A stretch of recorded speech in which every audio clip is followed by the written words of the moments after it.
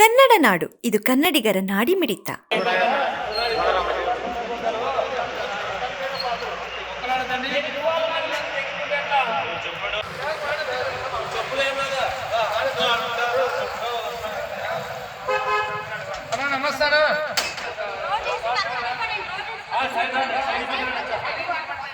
ಇಲ್ಲಿ ಧನಲಕ್ಷ್ಮಿ ಅಮ್ಮದ ಸೀಡ್ ತೊಗರಿ ಚೆನ್ನಾಗಿದೆ ಅಂತ ಇಲ್ಲಿ ಬಂದಿದ್ವಿ. ನಮ್ದು ಆಂಧ್ರ ಆ ಕಡೆಯಿಂದ ಕೂಡ ಇಲ್ಲಿ ಬಂದಿದ್ವಿ. ಈ ಬೆಳೆ ಚೆನ್ನಾಗಿ ಬರುತ್ತೆ, ಒಂದೇ ಸತಿ ಕ್ರಾಪ್ ಸೆಟ್ ಆಗುತ್ತಂತ.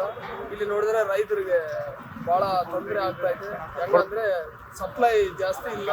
ಹಾಗಾಗಿ ನಾವು ಮೊನ್ನೆ ಬಂದವರು ಇಲ್ಲೇ ಲಾಡ್ಜ್ನಾಗ ರೂಮ್ ತಗೊಂಡು ನೈಟಲ್ಲಿ ಹಿಂಗೆ ಇದ್ದು ಬೆಳಿಗ್ಗೆ 3 ಗಂಟೆಗೆ ಬೆಳಿಗ್ಗೆ ನಾವು ಬಂದು ಇಲ್ಲಿ ಈ ತರ ಲೈನ್ ಅಲ್ಲಿ ಇಟ್ಕೊಂಡು ಕುತ್ಕೊಂಡು 2 ಗಂಟೆಯಿಂದ ನಾವಿಲ್ಲಿ ಆಂಧ್ರಲ್ಲಿ ಸಿಗ್ತಾ ಇಲ್ಲ ಬೀಜ. ಬ್ರಾಂಡ್ ಇಲ್ಲ, ಒಳ್ಳೆ ಬ್ರ್ಯಾಂಡ್ ಇದು.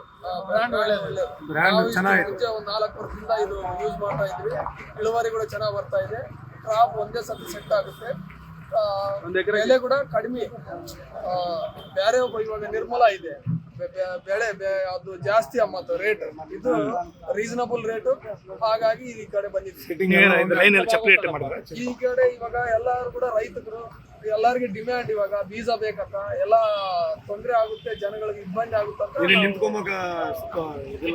ಅಂತ ಲೈನಲ್ಲಿ ಯಾರ್ಯಾರು ಬಂದ್ರೆ ಅವ್ರು ಇವಾಗ ಏನಾದ್ರೂ ಅವಸರ ಇರುತ್ತಂತ ನಾವು ಹೋಗಿ ಅಡ್ಡಾಡ್ಕೊಂಡು ತಿನ್ಕೊಂಡು ಬರಕಾಗುತ್ತೆ. ಅದೇ ಚಪ್ಪಲಿ ಆಗಲ್ಲ. ಕಾಲಕೃತ್ಯಗಳು ತೀರ್ಸ್ಕೋಬೇಕಂದಾಗ ಟಿಫನ್ ಮಾಡುವಾಗ ನಮ್ಮ ಹೆಸರು ವೀರಾರೆಡ್ಡಿ ಅಂತ. ನಾವು ಕಲ್ಲಂದೂರ್ಲಿಂದ ಬಂದಿರ್ತೀವಿ. ಇಲ್ಲಿ ಬಂದು ಏನಾಗ ತೊಗರಿ ಬೇಕಂತ ಬಂದಿದ್ವಿ. ತೊಗರಿಯಿಂದ ನಮಗೆ ತೊಂದರೆ ಆಗೈತಿ ಇಲ್ಲಿ ಜನಕ್ಕೆ. 2 ಗಂಟೆಯಿಂದ ನಾವು ಇಲ್ಲಿ ಕಾಯ್ತಾ ಇದ್ವಿ.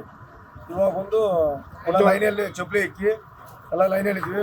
ಈಗ ಕುಡಿಯೋಕೆ ಚೆನ್ನಾಗಿರ್ತ ಅಂತ ಯೋಚನೆ ಮಾಡ್ತೀವಿ. ನೀವು ಕೊಡ್ತಾರೆ ಅಂತ ಹೇಳಾರ? ನಾವು ಕೊಡ್ತೀವಿ, ಕೊಟ್ಟು ಕೊಡ್ತೀವಿ.